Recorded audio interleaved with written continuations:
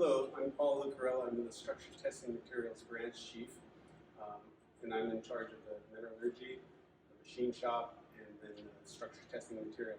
So structure testing material is a key part of the QC/QA program for both materials, for authorized materials lists, for post-engineering, and we do a lot of other field testing, project testing as needed. So I'd like to show you, if you're in visiting structure testing materials, we're on the second floor in the structures testing materials building, only two-story building on campus. And right outside our room 514, we have a board that I'd like to point your attention to. So here we have an A2LA accreditation. It's the only state lab that has a mechanical testing for A2LA accreditation. And A2LA is noted because it's an international also approved. So if someone tests something in South Africa or China and they're part of the ILAC, which approves A2LA, we accept their results as they all accept ours. And it focuses the interest on the material. So the materials that we test are primarily rubber, metal, and we do have occasionally on plastics, but we test coatings. And also we'll do hardness testing of bolts, rubber. We have a machine shop that prepares our samples that we'll walk through. We have a computer CNC machine, numerically controlled. And also we have a lot of historic machines that still are relevant and functional.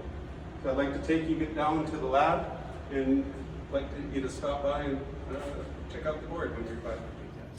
So let's walk in the lab.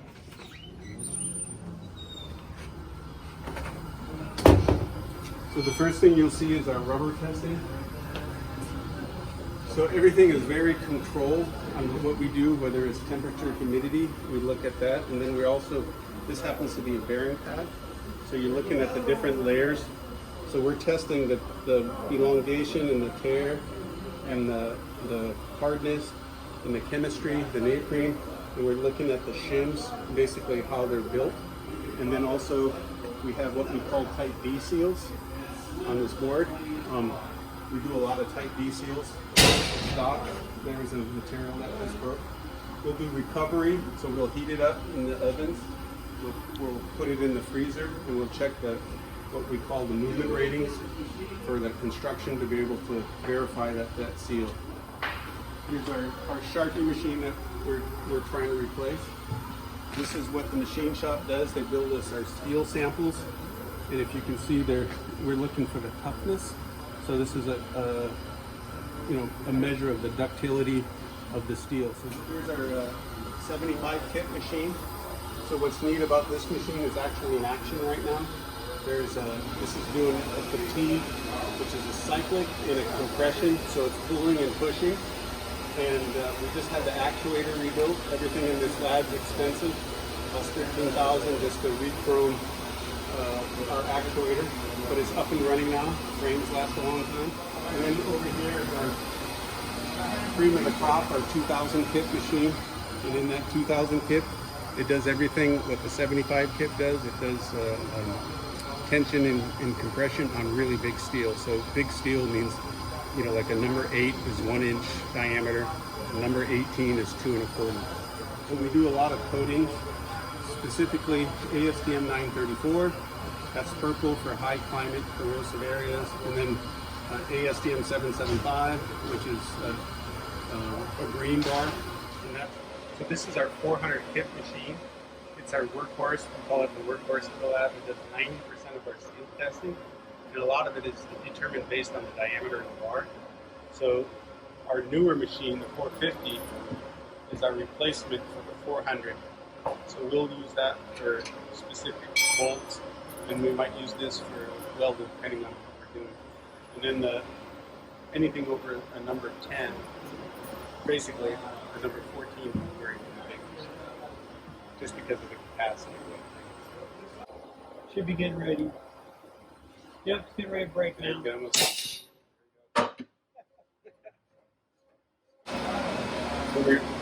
can see the type of failure. Usually breaks into threads.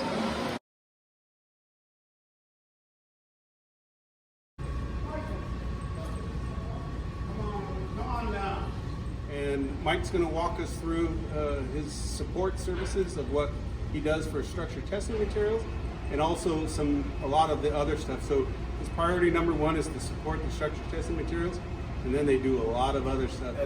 This is the crucial first step on preparing a sample. Yeah, this is where we cut them to length before we put them in the machine for machining. But I'll bring you over here. The main purpose here is we back the steel lab. We make these 500. Those are the 500s that we're showing. And then inside the machine here, we have 350. This is making a little one. So a 350 is a reduced 500. And you're looking at the cooling. You're looking at basically the computer controls. So Mike has this program as far as what he does in the X, Y, Z coordinates, and then we just watch the machine work. It's already great. I just want to show you it running a little bit, and then I'll shut it off. It actually takes 4 minutes to do it. We do a lot of other stuff with this machine. There's a lot of projects that come in from other parts of the lab, but I'll show you what it's doing right now.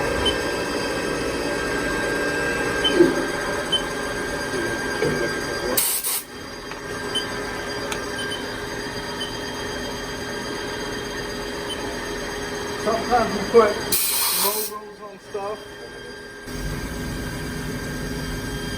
That's the kind of detail they can do. Over there on the plates, we'll get plates. We'll cut out a section of it and machine it, and then we make these things called a Sharpie. Which again is what we're testing in the impact test. Yeah, it takes like 4 hours to make these, and they break it in a blink of an eye. It's a bummer. We use this to cut the bead notch out, this machine.